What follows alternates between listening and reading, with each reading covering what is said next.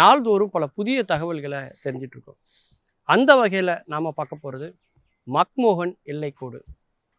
இந்த மக்மோகன் எல்லைக்கோடுங்கிறது இந்தியாவுக்கும் சீனாவுக்கும் இருக்கக்கூடிய எல்லைக்கோடு. போர்கள் எல்லைகளில் உருவாவதில்லை, போர்கள் தான் எல்லைகளையே உருவாக்குகிறது என்று சொல்வார்கள். ஆங்கிலேயர்கள் நம்மளை அடிமைப்படுத்தி வைத்திருந்த காலகட்டத்தில் பிரிட்டிஷ் இந்தியாவினுடைய ஆளுகைக்கு உட்பட்ட பகுதியாக அந்த மக்மோகன் கோட்டுக்கு இந்த பக்கத்தில் இருக்கிறதெல்லாம் இந்தியா, இமயமலைக்கு அடிவாரத்துக்கு கீழே இருக்க பகுதிகள்லாம் இந்தியா, அந்த பக்கம் இருக்கலாம் சைனா அப்படின்னு ஒரு பிரிவினைவாதம் வந்தது. அதுக்கு சீனா முதல்ல ஒத்துக்கிடலை. அதன் பிறகு சீனா, திபெத் இந்த ரெண்டுமே சேர்ந்து ஒப்பந்தத்துக்கு கையெழுத்து போட வந்தாங்க. அதன் பிறகு பார்த்திங்கன்னா சீனா எங்களால் முடியாதுன்ட்டு போயிட்டாங்க. ஆனால் திபெத்து மட்டும் அப்போ கையெழுத்து போட்டாங்க. இப்போ என்ன பிரச்சனை அப்படின்னா, திபெத்து இன்றைக்கி தனி நாடு, அன்னைக்கு எங்களுடைய ஆளுகைக்கு கீழே இருந்த ஒரு நாடு.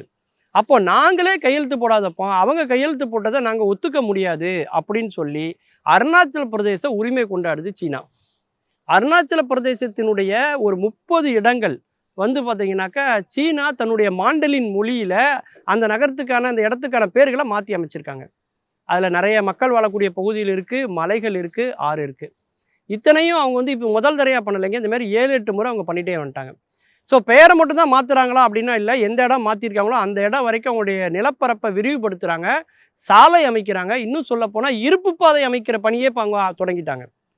இப்போ ஒரு யுத்தம் ஒன்று வந்தது அப்படின்னு சொன்னால் நம்முடைய துருப்புகள் நம்முடைய பார்டர் கொண்டு போகிறத விட அவங்க இருப்பு பாதை அமைத்திருக்கனால நம்மை விட அதிகப்படியான நேரம் மிச்சப்படுத்தி அவங்களுடைய துருப்புகளை அந்த எல்லைக்கு அவங்க நகர்த்த முடியும். அப்பேற்பட்ட உள்கட்டமைப்பை அவங்க பண்ணிகிட்டு இருக்காங்க.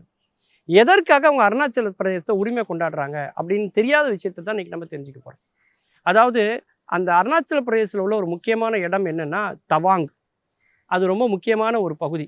அது அந்த திபெத்தில் உள்ள மக்களுக்கு ஒரு புனித தலமாக, புண்ணிய மண்ணாக போற்றப்படுகிறது.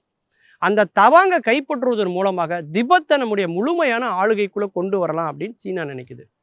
ரெண்டாவது, அந்த தவாங்கிற பகுதியில் தான் 6வது தலாய் லாமா பிறந்தார். அதனால் அது ரொம்ப புனிதமாக போட்டுடுறாங்க. அதனால் அந்த இடத்தை நம்ம கைப்பற்றுவதன் மூலமாக ஒட்டுமொத்த திபெத்தையும் நம்முடைய கட்டுப்பாட்டுக்குள்ளே கொண்டு வரலாம் அப்படின்னு நினைக்குது சீனா. அது மட்டுமல்ல, அருணாச்சல பிரதேசத்தை கைப்பற்றுவதன் மூலமாக பார்த்திங்கன்னா மிக எளிதாக அந்த பக்கத்தில் இருக்கக்கூடிய பூட்டான் அப்படின்னு சொல்லக்கூடிய நாட்டை அவங்க தாக்க முடியும். பூட்டான், சைனா, இந்தியான்னு சொல்லக்கூடிய 2 பெரிய ஆசிய ஜாம்பவான்களுக்கு நடுவில் இருக்கக்கூடிய ஒரு சின்ன நாடு. அந்த நாடு இந்தியா ஆதரவு தெரிவிக்குது, நேபாள் சீனாவுக்கு ஆதரவை தெரிவிக்குது. இந்தியாவுக்கு எதிரான கொள்கை உள்ள அமைப்புகளுக்கு சீனா மறைமுகமாக வளர்த்து விடுவதற்காக பணம் தந்து அவங்கள ஊக்குவிச்சிட்டு இருக்கு. இப்படிப்பட்ட சூழலில் பார்த்தீங்கன்னா ஏன் அருணாச்சல பிரதேசம் ரொம்ப முக்கியமான ஒரு இடம் அப்படின்னாக்கா, இந்தியாவுக்கும் சீனாவுக்கும் ஒரு சண்டை வந்துச்சு அப்படின்னா அருணாச்சல பிரதேசத்தில் இருந்து வான்வழியாக நம்மால் மிக எளிதாக சீனாவை தாக்க முடியும். நம்முடைய ஏவுகணைகள் மூலமாக ஒட்டுமொத்த சீனாவை நம்மளால் தகர்க்க முடியும். அப்பேற்பட்ட இடம் தான் அந்த அருணாச்சல பிரதேசம். அந்த இடத்தை அவங்க கைப்பற்றிட்டாங்க அப்படின்னா இந்தியாவால் சீனாவை தாக்க முடியாது, சண்டை போட முடியாது. அதனால் அந்த அருணாச்சல பிரதேசத்தை நம்ம கைப்பற்றணுங்கிற எண்ணம் அவங்களுக்கு வருது. அது மட்டும் இல்லாமல் இந்த வெஸ்ட் பெங்கால் பக்கத்தில் ஒரு இடம் இருக்குதுங்க. அதாவது சிலிகுரி அப்படின்னு சொல்லுவாங்க. அங்கே நியூ ஜல்பாய்புரின்னு ஒரு ரயில்வே ஸ்டேஷனே இருக்குது. அங்கேருந்து நேராக அஸ்ஸாமுக்கு போகலாம். அந்த இடம் மிக முக்கியமான இடம். அதன் மீதும் சீனாவுக்கு ஒரு சின்ன கண் இருக்குது. இதுக்கு முன்னாடி இந்தியாவுக்கு சீனாவுக்கு சண்டை வந்தப்போ எங்கே நடந்துச்சுன்னா, காஷ்மீரில் உள்ள ஒரு பகுதி சீனாவோட இருக்குது. அந்த இடத்துலையும் இந்த இடத்துலையும் தான் சண்டை நடந்தது. அருணாச்சல பிரதேசத்தில் உள்ள இந்த இடத்துல சண்டை நடந்துச்சு. அதே மாதிரி வெஸ்ட் பெங்காலில் அந்த இடம் இருக்கக்கூடிய அந்த சிலிகுரி மேலேயும் அவங்களுக்கு ஒரு கண். என்ன காரணம்னா, ஒருவேளை இந்தியாவுக்கும் சீனாவுக்கும் சண்டை வந்துச்சுன்னா அருணாச்சல பிரதேசத்தில் நம்முடைய வீரர்கள் சண்டை போடும்போது பார்த்தீங்கன்னா அதற்கான பாதை எப்படி போகணும் அப்படின்னா இந்த சிலிகுரி வழியாக தான் போகணும். அப்போது அந்த சிலிகுரியை கைப்பற்றுவதன் மூலமாக, அந்த பாதையை முடக்குவதன் மூலமாக இராணுவ வீரருக்கு போகக்கூடிய அந்த உணவாக இருக்கட்டும், தண்ணீராக இருக்கட்டும், உபகரணங்கள், போர்க்கருவிகள் எல்லாவற்றையுமே தடுத்து நிறுத்திவிட முடியும் என்பது சீனாவினுடைய மிகப்பெரிய கணிப்பாக இருக்கிறது. ஆக அருணாச்சல பிரதேசத்தை தன்னுடைய நாட்டினுடைய ஒரு பகுதியாக அதை அறிவித்து அந்த மேப்பை வெளியிட்டு அதில் எத்தனை மலைகள் இருக்குது, அந்த மலைகளுடைய பெயர்கள் என்ன, அதனுடைய உயரம் என்ன, நீளம் என்ன, அகலம் என்ன, ஒட்டுமொத்த நிலப்பரப்பையுமே அவங்க மிகவும் அளந்து துல்லியமாக அவங்க வெளியிட்டு அவங்க தெரியப்படுத்தியிருக்காங்க. அது மட்டும் இல்லை, அந்த அருணாச்சல பிரதேசம் பார்த்திங்கன்னா வடகிழக்கு மாகாணங்களில் இருக்குது. என்ன இனி சண்டை வந்துச்சுன்னா அது துப்பாக்கியிலோ பீரங்கியிலோ நடக்காதுங்க, நீரினால தான் சண்டை நடக்கும். ஏன்னா அந்த திபெத்தில் தான் அந்த பிரம்மபுத்திரா நதி உற்பத்தி ஆகி வருது. நிலவியல் அடிப்படையில் வந்து பார்த்திங்கன்னா அது ஒரு உயரமான பகுதி, அந்த பீடபூமியே உயரமாக இருக்கும். ஆனால் வடகிழக்கு மாகாணங்களில் இருக்கக்கூடிய இந்த மாகாணங்கள்லாம் இந்த மாநிலங்கள்லாம் வந்து தாழ்வான பகுதியில் இருக்குது இயற்கையாகவே.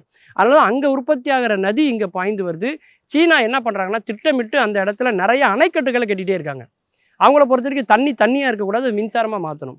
அவ்வளோ அணைக்கட்டுகள் அவங்க கட்டுவதனோட நோக்கம் என்னென்னா, அவங்க நினைத்தால் ஒட்டுமொத்த அணைகளையும் அவங்க கட்டி ஒட்டுமொத்த தண்ணீரையும் அவங்க தேக்கி நம்முடைய வடகிழக்கு மாநிலங்களில் மிகப்பெரிய ஒரு வறட்சியை, ஒரு பஞ்சத்தை, நீர் பஞ்சத்தை அவங்களால ஏற்படுத்த முடியும்.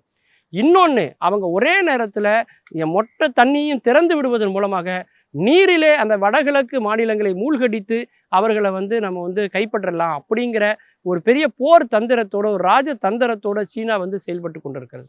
இதற்கெல்லாம் அடிப்படை எது அப்படின்னு பார்த்தீங்கன்னா, அவங்களுக்கு தேவை வந்து அந்த அருணாச்சல பிரதேசம். அது மட்டும் இல்லை, அந்த புத்த மதத்தினுடைய நம்பிக்கைக்குரிய இடமாக இருக்கக்கூடிய அந்த இடம் நம்முடைய கைக்கு வந்தால் அது சிறப்பாக இருக்கும். ஏன்னா வந்து தலாய் லாமாக்களால் தான் திபெத் வந்து கட்டுப்படுத்தப்படுகிறது. தலாய் லாமாவை கட்டுப்படுத்தக்கூடிய அந்த இடத்த நம்ம கைப்பற்றி திபெத் மக்களை நம்முடைய கண்ட்ரோலில் கொண்டு வரலாம் அப்படின்னு சீனா ஒரு பெரிய திட்டத்தை வந்து வகுத்திருக்கிறாங்க.